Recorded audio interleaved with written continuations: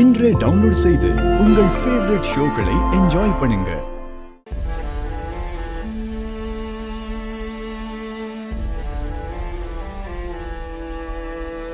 அம்மா முகமே வாடி போச்சு. பாவம் அம்மா எவ்வளவு பிரச்சனையை தான் தாங்குவாங்க. அப்ப நான் பேசுறது தப்புன்றியா? இல்ல, தப்பெல்லாம் இல்ல. ஆனா நான் இசைக்கு பக்கம் கொஞ்சம் யோசிச்சு பார்த்தேன். அந்த வீட்டுக்கு போகணும்னு ஆசாசையா எல்லா பொருளையும் எடுத்து வச்சுட்டு கிளம்புனான். ரொம்ப சந்தோஷமா இருந்தான். நீ வேண்டானதும் அவ மூஞ்சியே வாடி போன மாதிரி ஆயிடுச்சு. இல்லை, அவன் என் தங்கச்சில, அவளை பத்தி எனக்கு நல்லா தெரியும். நான் எது சொன்னாலும் அதுல ஒரு நியாயம் இருக்குன்னு அவளுக்கு புரியும். அவனும் தப்பெல்லாம் எடுத்துக்கிட மாட்டான். பொண்ணுங்களை பத்தி உனக்கு தெரியாது. மனசுக்குள்ள உன்னை வச்சுக்கிட்டு மறுகிக்கிட்டே இருக்க மாட்டாங்கன்னு என்ன நிச்சயம்? இல்லை, அவ எசைக்கல மனசுல உன்னை வச்சுக்கிட்டு வெளில பேசுற ஆள் கிடையாது. அப்படி அவளுக்கு பேசவும் தெரியாது.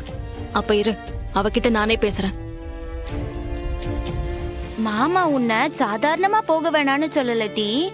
நீ சின்ன குட்டில நம்ம நல்லதுக்காக தான் சொன்னாவ. நிச்சயமா உங்க அப்பா தாத்தாவை கூட்டிட்டு வந்துருவாரா. அவர் வந்து அழைச்சதும் நம்ம அப்பா வீட்டுக்கே போய் அப்பா கூடவே சந்தோஷமா இருப்போம். என்ன எசக்கி? என்னடி அம்மாவும் பொண்ணு ரொம்ப ஆழமா பேசிட்டு இருக்கீங்க? என்ன சொல்ற உன் பொண்ணு? சண்முகம் போக வேணான்னு சொன்னது அவளுக்கு கோவமா இல்ல அண்ணன் மேல எனக்கு கோவமா? எனக்கும் சரி என் பொண்ணுக்கும் சரி அண்ணன் மேல எப்பவுமே கோவம் வரவே வராது. ஆனாலும் நீ போகணும்னு ஆசையா கிளம்புனல்ல. மாமா கூட சேர்ந்து வாழணும்னு எனக்கு ஆசை இருக்காதா? ஆனா அண்ணன் பேச்சுல இருந்த நியாயம் உனக்கு புரியலையா? அண்ணன் எப்பயும் எதையும் எங்களுக்காக தாண்டி பேசியிருக்கு. அத நீ புரிஞ்சுக்க. நிஜமாவா சொல்ற? பின்ன எனக்கு மட்டும் இல்ல, என் புள்ளைக்கும் அதே நிலைமைதான். இவ என்ன சாதாரண புள்ளையா? எங்க அம்மா சூடாமணி இல்ல. உங்க அப்பா எனக்கு மரியாதை தரலனாலும் எங்க அண்ணன் சும்மா இருக்கும். ஆனா அம்மைக்கு தர வேண்டிய மரியாதைய உங்க அப்பா தராம எங்க அண்ணன் அனுப்பி வைக்குமா? அண்ணனும் தங்கச்சியும் அப்படியே சொல்லி வச்ச மாதிரி ஒரே மாதிரி பேசுறீங்களே. இந்த ஆரட்டி, உங்க அப்பாக்கு பேத்தி வேணும்னா இங்க வந்துதான் ஆகணும். எங்களை வாயார வாங்கன்னு கூப்பிட்டுதான் ஆகணும். உனக்கு புரியுதா? டேய், என்னடா இது? கூட பிறந்தவங்கன்னா நினைக்கிறதுல கூடவா ஒரே மாதிரி இருப்பாங்க? அதாமல என் தங்கச்சி பாவம், அவ எந்திரிக்க முடியாம உட்காந்துருக்கா. குழந்தைய வச்சுக்கிட்டு காபி தண்ணி கேட்டாலா? போய் கொஞ்சம் போட்டு கொடு.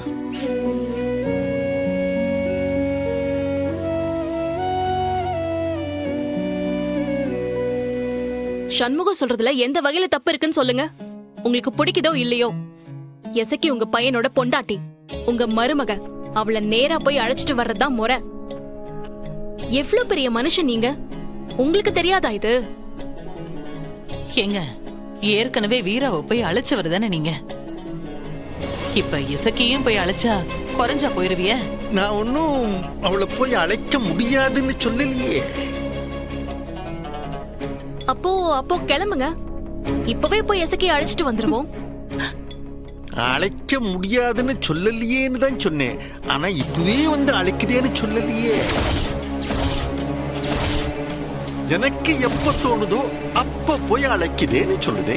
உங்களுக்கு எப்ப தோணும் அதாச்சும் சொல்லுங்க.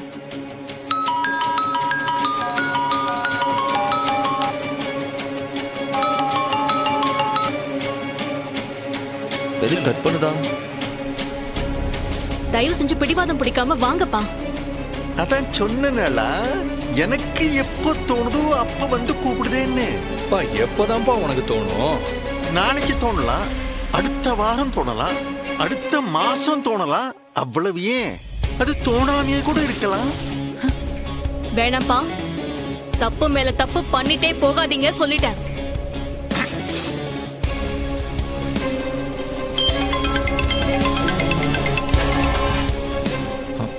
அத்தான், அக்கா அப்பா கிட்ட பேசிக்கிட்டு இருக்காங்க அத்தான். அப்புறமா கால் பண்ண சொல்லவா? அப்படியே கட் பண்ணாம வெயில அப்படியே லைன்ல. இங்க பாருங்கப்பா, என் புருஷன் சொல்றது 100% கரெக்ட். ஒரு குடும்ப தலைவரா, ஒரு பெரிய மனுஷனா நீங்க வந்து உங்க மருமகளை அழைக்கிறது தான் நியாயம். எப்போ என்னப்பா அது? வீட்டுக்கு பெரிய மனுஷன் நீ. உன் பேர குழந்தை நீ போய் அழைச்சிட்டு வந்தா தானே முறையா இருக்கும்.